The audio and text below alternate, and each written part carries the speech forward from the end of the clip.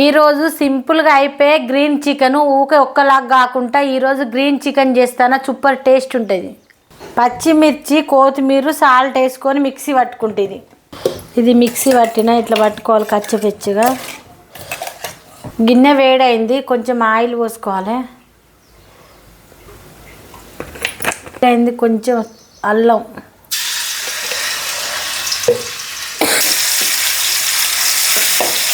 పసుపు,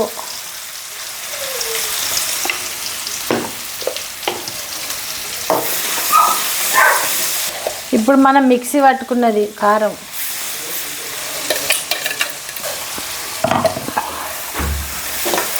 కొద్దిగా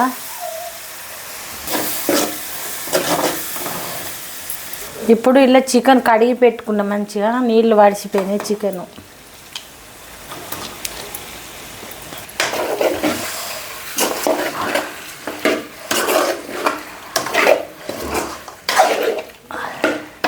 మూత పెట్టుకొని సిమ్ములో కొద్దిగా పెట్టి ఉడికియాలి.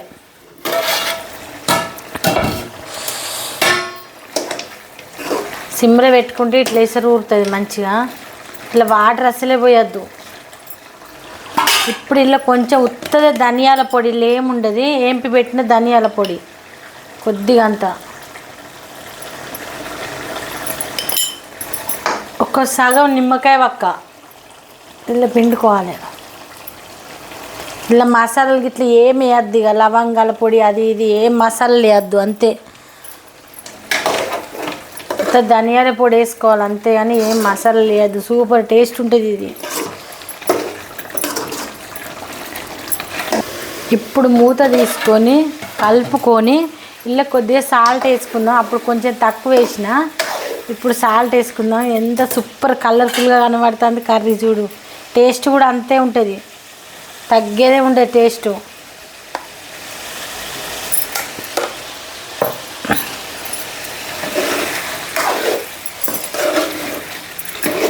ఒక్క ముక్క వేసుకొని కలుపుకుంటే అన్నం మొత్తం తినచ్చు, అట్లా టేస్ట్ ఉంటుంది. ఇప్పుడు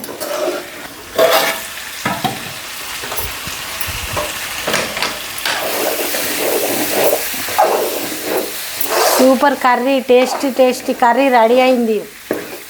ఒక 2 నిమిషాలు అయితే అయిపోతుంది. ఇక ఒక 2 నిమిషాలు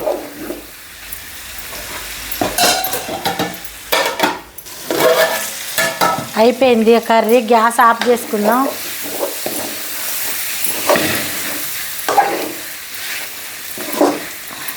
గ్యాస్ ఆఫ్ చేసుడు. ఇక టేస్టీగా ఉండే గ్రీన్ చికెన్ కర్రీ రెడీ అయింది.